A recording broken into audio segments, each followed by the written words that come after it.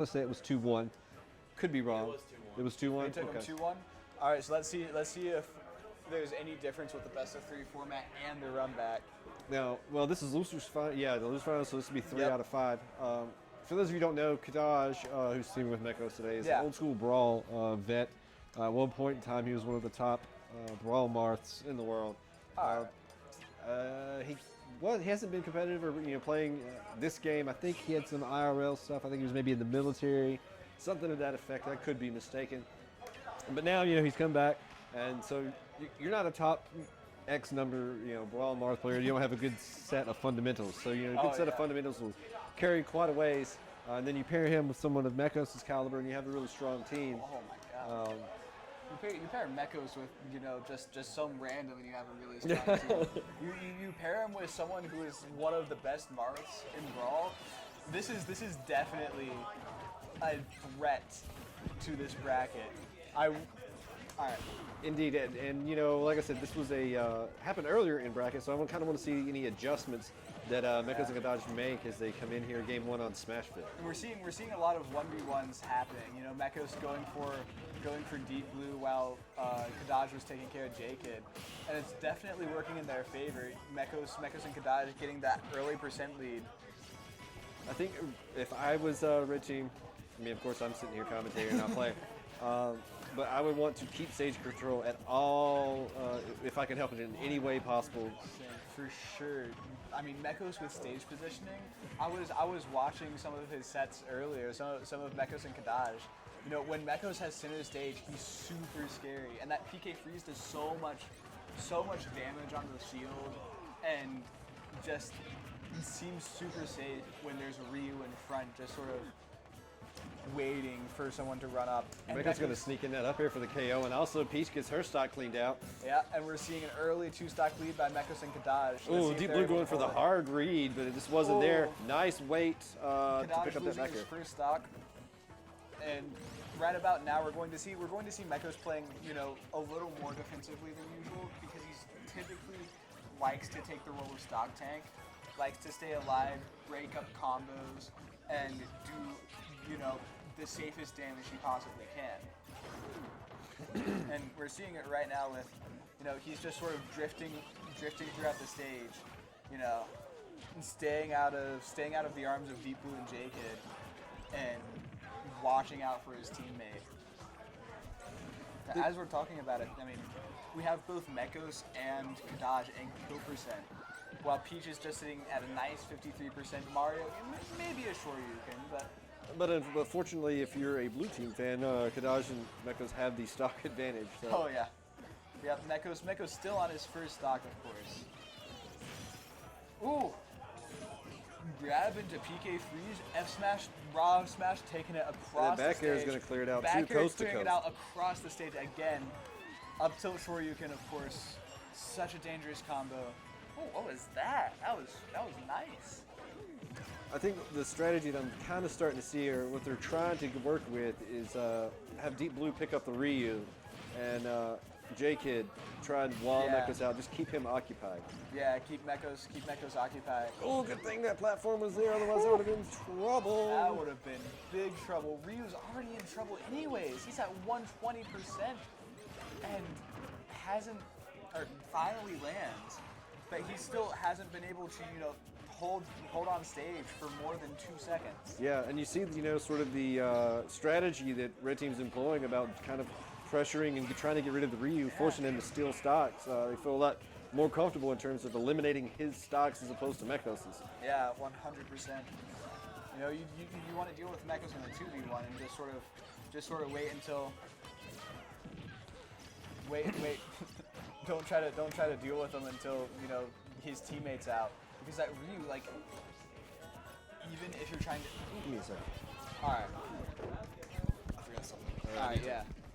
But like even when the Ryu's just sort of like alive, he's a threat with that Shoryuken. I mean, both JKid and JKid is at such a high kill percent, and Mekos getting the fair, getting healed, a good amount from that synergy, just sort of getting into a lower percent so that way he can survive, most attacks JKid's wanting to throw out, forcing JKid to approach. He's not going to be able to run far enough now that, you know, Mekos and Kadaj know, or now that they know of Mekos and Kadaj's strategy. And Mekos and Kadaj taking game 1, this best of 5 set. I want to see how JKid and DEEPBLUE adapt to this. Back, sweet. Yep, Mekos and Kadaj taking game 1. Sneaking in close, you know, 2 stocks. And I'm back. I had to go and double check something bracket-wise for singles. Had to make sure something that I just thought about. Good thing I did. Good thing. All right, we're seeing game 2 going straight on Battlefield. And I think this is going to definitely benefit, you know, DEEPBLUE a lot, simply because of those super dangerous Mario combos. But I'm sure Kadaj is not broken up about having to play on this stage either, as Ryu, what with being able to land laglessly on those platforms with the short you can, as you see right there. Well, would have Taking seen. Peach's first stock. Oh, nice. He got the stage spike. Oh, he got the tech too. He teched it and then just wasn't able to recover from it. And we see right there, you know, DEEPBLUE throwing them up into JKid's umbrella, which has such a high knockback that, you know, you'll be able to cheese people at mid-percents with it. It's really cool strategy right there. Ryu is so tough to deal with whenever he's got you cornered. Oh yeah. Super strong, meaty aerials, have a lot of shield stun. A lot of shield stun. Keeps you locked in there at the corner. And when you're shielding, I mean, he has that shield break option too. Yeah. So, you know, you can't really safely shield, and you can't do much else because he has such meaty, fast, powerful aerials. Such a dangerous position. We see Mario trying to stay alive at 157%. Mekos is doing a great job of pinning pinning both red team to the edge. Yeah, but he gets up smashed by a super angry Mario. I mean, that Yeah, he's raises- fuming. He's fuming. He's fuming. He's ready to die, I guess. And we see an even 2-stock game for game 2. Yeah. Ooh. JKid getting back here, he's living that. One of the benefits of Battlefield is that, you know, you have such large Ceilings and Yeah. the blast loads in general. yeah, the blast zones in general are a lot larger than most others. And so you can be able to live to these high percents, as JKid's doing. He's at 150 and live to forward throw. But 160, he's still getting edge guard though. Yeah, he has not had his feet firmly planted on this stage for Yeah. a good 20 seconds You now. see DEEPBLUE trying to pressure, trying to get his teammate back, finally gets Yeah. him back. But what help is JKid going to do at 167? That was a really nice wait over there about that grab from DEEPBLUE, Kadaj Saturn Shield. We got a Mr. Saturn to play with we got JKid a throws Saturn's away. Thrown away. Oh, a down smash taking JKid stock. And now we're going to see Mekos and Kadaj pulling out a quick lead right now. Oh, DEEPBLUE with the interesting edge guard. I like how it worked. And DEEPBLUE and JKid sort of were holding on for the stage for like the first time this set. Oh my goodness, no, PK he gets Thunder just causing DEEPBLUE stage all spike. sorts of trouble over there. Oh, so many hitboxes.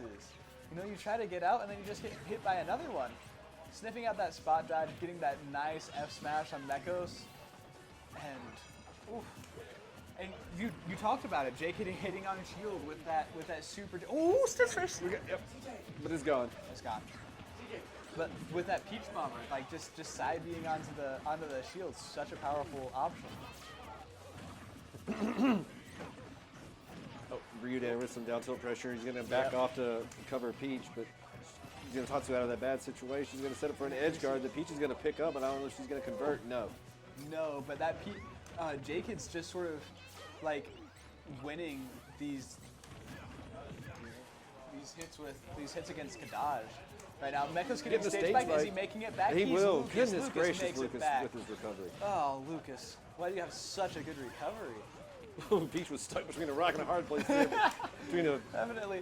Oh, and Mekos losing his stock. Kadaj with the nice tech, still living. If they can take Kadaj's tech, it is definitely manageable. But we have a fresh Mekos at 0%, while everyone else is at such a high percent. This is so. Oh, that's it. So now That's we got it. DEEPBLUE all by his lonesome. DEEPBLUE all by himself, 152%. PK Fire just taking stuffed in it. the face. Oh! Cool way to knock the. Yeah, cool way to PK knock Fire someone out. singed Yeah. that mustache right off. Woo! And we're seeing Mekos and Kadaj going up 2-0. Are they just going to reverse, like get sent to losers and then completely reverse? I mean, it looks like they've made the necessary adaptations. It looks like they're properly warmed up. Yeah. Because JKid and DEEPBLUE aren't playing particularly bad. You know, No. it's not really playing anything to scoff at. It's just, Yeah, but they're just not unable to hold stage. That's like one of the big things I've seen. You know, JKid and DEEPBLUE, like they're recovering, but they aren't getting back to stage. DEEPBLUE eating a whole slew of damage over there off that left Oh side. yeah, but so is Kadaj. The only person who hasn't had, you know, a sizable amount of damage on him is Mekos. Of course, he's so like. The one thing that really serves Mekos really well in doubles, if you kind of watch and see, is how he flows in terms of focusing his attention. Yeah. There's no real like stop and start. He just flows from one target to the next and Yeah. flows from offense to defense really well, which is Very like a large part of the very reason easy, why he's you sitting know. at 15% and everyone Yeah. else is Everyone over else is at, 100. like high percents. Yeah. Such a threat in doubles. Oh my god. I think he's actually taken most of that from his part, and that's going to clean out JKid's stock. And there goes JKid's stock. Now we're seeing Kadaj 102 and DEEPBLUE like holding on to, you know, his first stock, but he's at 116. And with, you know, the threats of, you know, Lucas and Ryu, I'm not sure how long this will last. Just an observation, Lucas has cleared out about 3 stocks with that down smash off the edge, calling out ledge drop jump aerials from both JKid and DEEPBLUE. So I want to see if they change that up. Yeah. And it's tempting too, because you see the down smash come out and you're like, okay, I'll punishment is in lag, but then that sneaky last hit. And then you see that there's like, you know, 3 hits to it. Yeah. And all 3 of them kill. Exactly, And yeah. all 3 of them hit the low stage and like have that gargantuan hitbox. Oh no! Oh, DEEPBLUE was trying to stall to get that edge guard, but just went a little bit too deep, stalled a little bit too long. A little bit too deep, a little bit too blue. And we're seeing DEEPBLUE stuck in between Mekos and Kadaj. You know, he's taking a lot of damage on this stock that was fresh 10 seconds ago. Yeah. Already at 60%. JKid just trying to stay alive at 143. It was a nice little team synergy there. You saw Mekos come in with Yeah. the PK freeze on shield, weaken the shield, so knew that he's going to have to drop it. Kadaj is there with a forward air waiting on him. Yeah, for sure. And that interaction sort of set up that whole taking a Peachy stock there. Yeah, and you know, we're seeing like Mario at 80 as well, and so like JKid and DEEPBLUE haven't been able to, you know, hold stage position well, and they haven't been able to like deal damage as quickly as Kadaj and Mekos have. Yeah. Oh, goes for the fair, barely misses, and Mekos going for an edge guard, going super deep. That's going to do it for DEEPBLUE. For that stock, rather. Oh gosh, and it's 1 stock. It's 2 stocks to To 5. 5. This is they're in a bad way at the moment. They're going to need Yeah, a lot and- more of those up smashes. And that's a good start. And you see DEEPBLUE there just throwing out that forward air, hoping, you know, it's a hope and a prayer, because that's what they're going to need right now to Yeah. get this to a manageable percent deficit.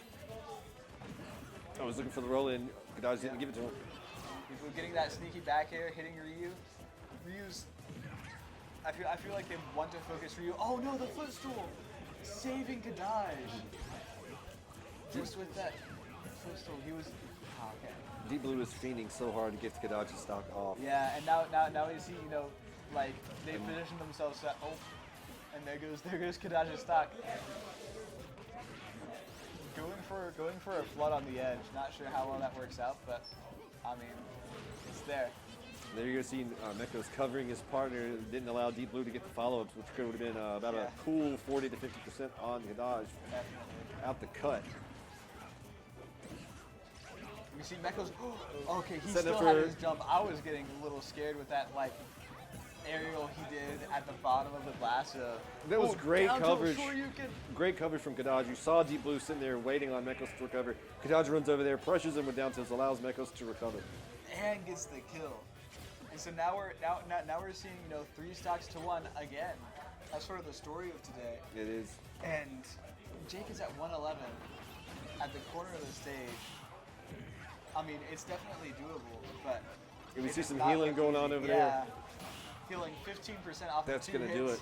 And Shoryuken getting the run back, a decisive 3-0. Yeah, hit him with that 30 and a by handshake. Mekos and Kadaj. they obviously made whatever adjustments they needed to make from their Yeah. earlier loss in bracket to square that away.